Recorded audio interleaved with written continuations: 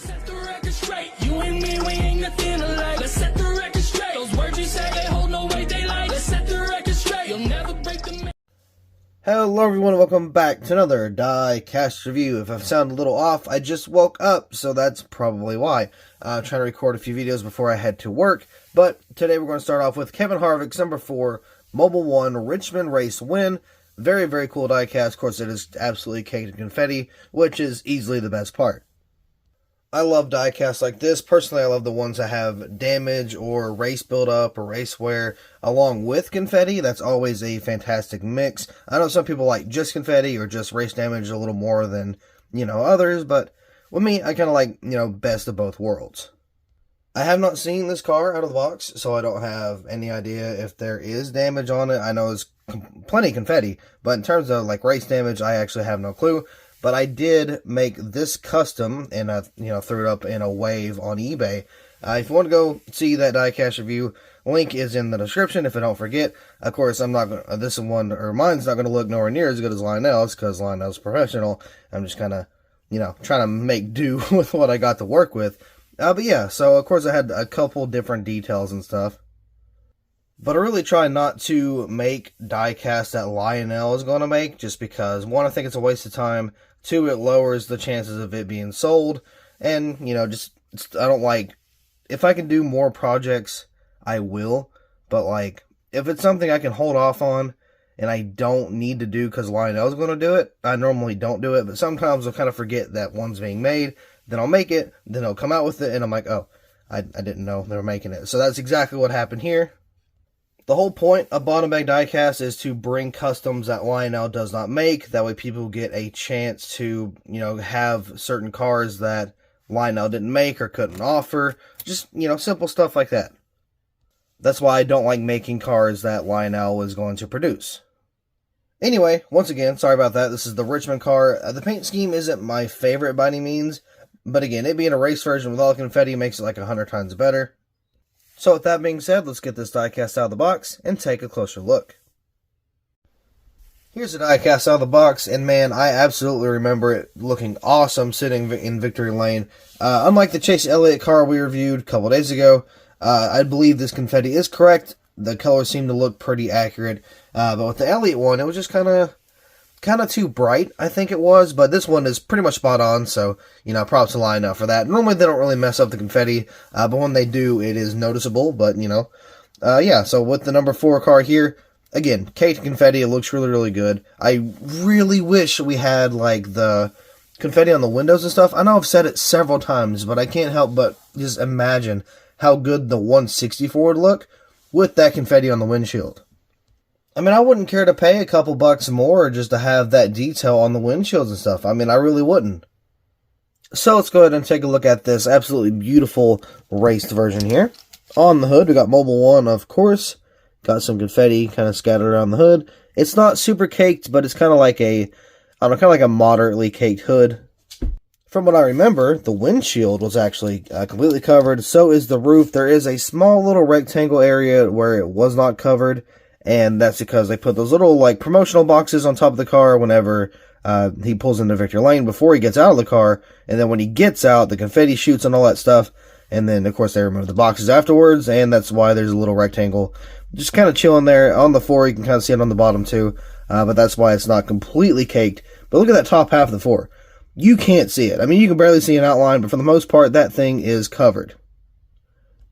Again, so I think that looks super awesome. Got Harvick right there on the rear name banner. Of course, on the deck lid here, you got the Mobile 1. Got some confetti sprinkled up on the spoiler in the back there.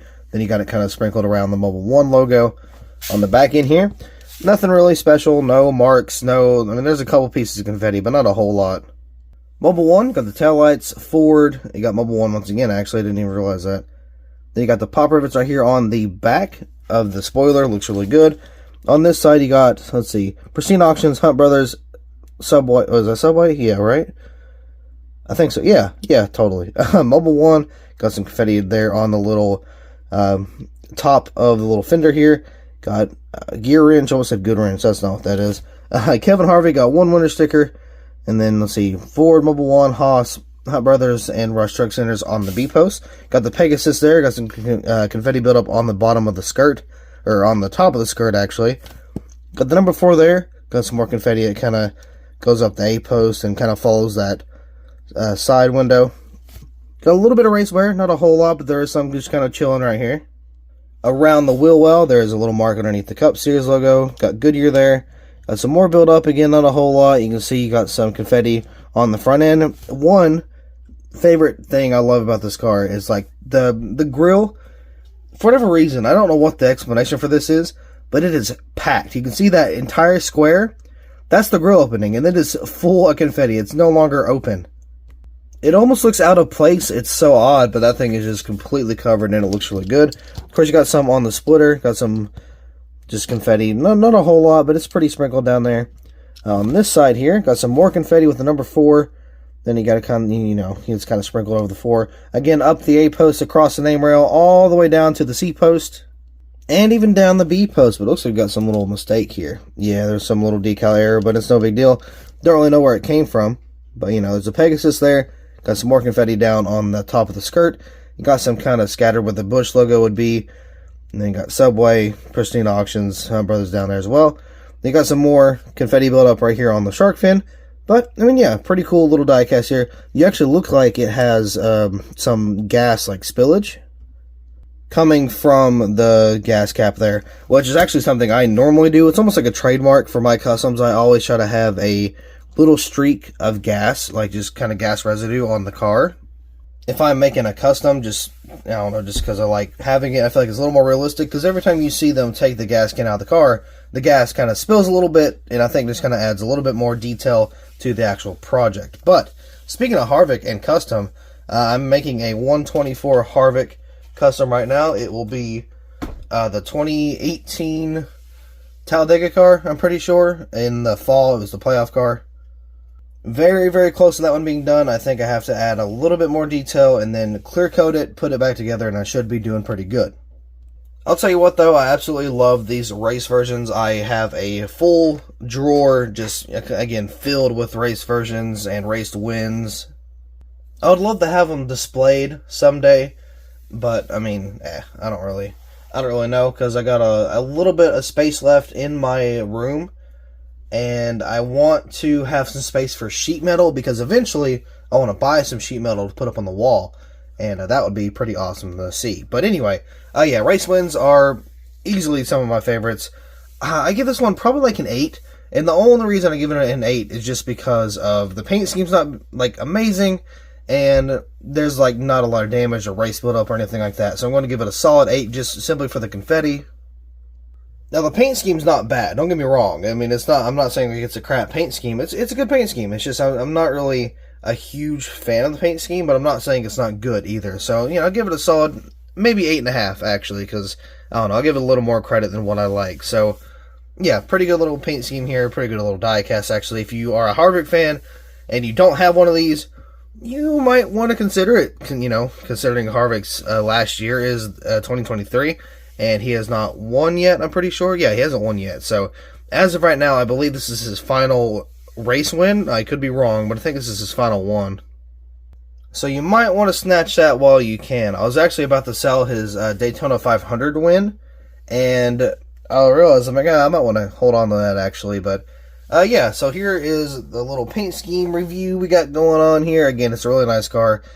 Decent paint scheme, but I think that's going to be all I have to talk about for this review. But keep an eye out for, I guess I got one more announcement. Keep an eye out for the new bottom Bag Diecast Wave. Of course, that's my custom little side hustle, I guess you could say. I've got a brand new Wave. It's been sitting here for a couple weeks, ready to be released, and I just haven't done it yet. However, I'm going to see if I can put it out this week. I should be able to. Shouldn't be hard at all. So, about maybe Friday, Saturday-ish, we'll have a new Wave announcement. So keep your eyeballs peeled. This is a brand new type of Wave. It's not one we've seen before. It's not a moderate race version. It's not a moderate playoffs one. It's not anything like that. So that one's going to be pretty interesting to release. It's going to be actually a lot cheaper than the other ones. So that should kind of help it kind of, you know, be gone a little quicker. But I didn't put a whole lot of detail into these, but I did put a decent amount. That's why they're a little more cheaper, because I didn't do what I normally do with them. So I figured, you know, I'm not going to charge the same price if I didn't do the same amount of work.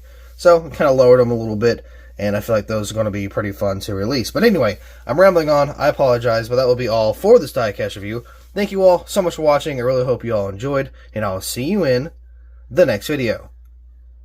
Everything that I ever worked for, I'ma keep on pushing till I earn more. I won't ever fall, won't never break, won't never